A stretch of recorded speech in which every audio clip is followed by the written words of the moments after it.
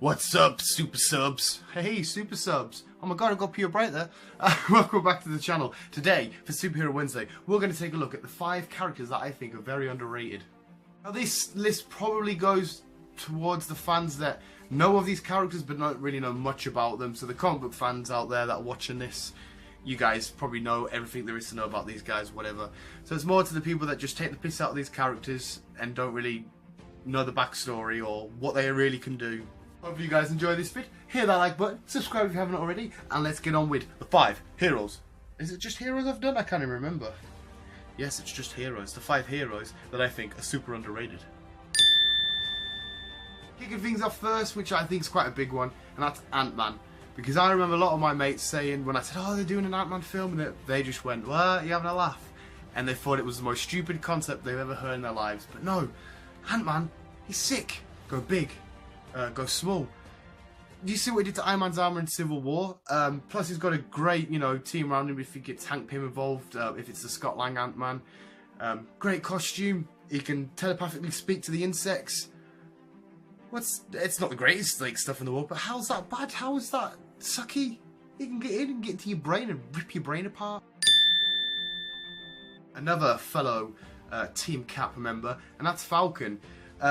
Now I know in the film it's just more about the mechanical wings that he's got and stuff, but obviously he can telepathically speak to birds. Some of them he can see through some of their eyes, some birds' eyes. He's really good at training, a gymnast. He's been in a lot of Captain America's big crazy adventures. Falcon's always been there, Captain America and Falcon.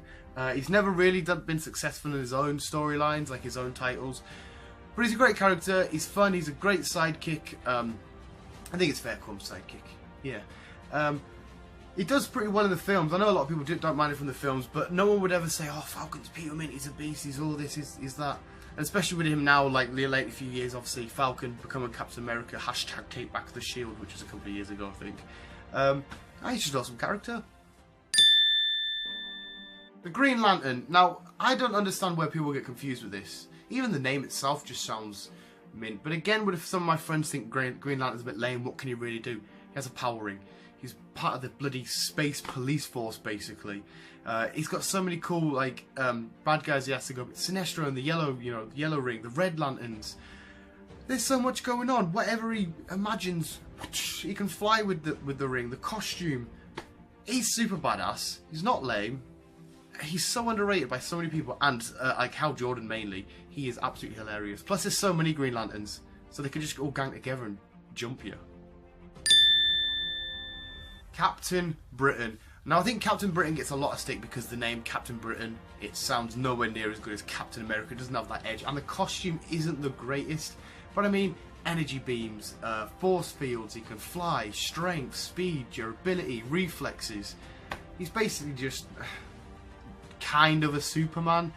Probably not as strong as much as that kills me inside. But Captain Britain, yeah, I think it's just the costume and the name that drags him down quite a lot. Plus, he hasn't been in he's been in some decent stories, the greatest stories, and not a lot of people get to see an adaptation of him on films and stuff. They just, oh, there's a hero called Captain Britain, really? It's a bit of a weird name. I think that's why he does it, but he's not as bad as he sounds. And you've seen the thumbnail, you know what's going on, you know who's number 1, that's Aquaman. I'm guilty of this, I've took the mick out of him loads. He doesn't just sit and talk to fish, which seems to be the running joke with everybody. He does talk to fish and stuff. But he's got the speed, strength, durability and stuff.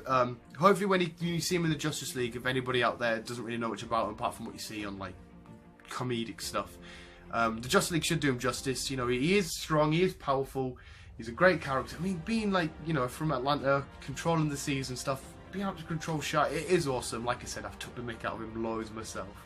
But I think Aquaman's always the bunt of any kind of superhero joke. And that was my list, and if you disagree, you'll be swimming with the fishes. That's the Godfather. Let us know what your thoughts are down below. Let us know if you think anybody else is super underrated that maybe I should have mentioned. I could do super overrated, put Superman in it. Just make everything Superman. Dickhead. Could actually be a good idea for a show. Also, I was going to do a TV series. I was also going to start doing videos just talking about my collections. I was going to get the Batmans and say which ones are my favourite figures and stuff. Get more in detail, look at my collection, maybe some of my books that you guys maybe haven't read and you're like, oh, I want to know what your collection is. Let us know in the comments below if you'd like to see that or not, because I don't want to just say, oh, hey, here's my toys. and you'd be like, what the hell?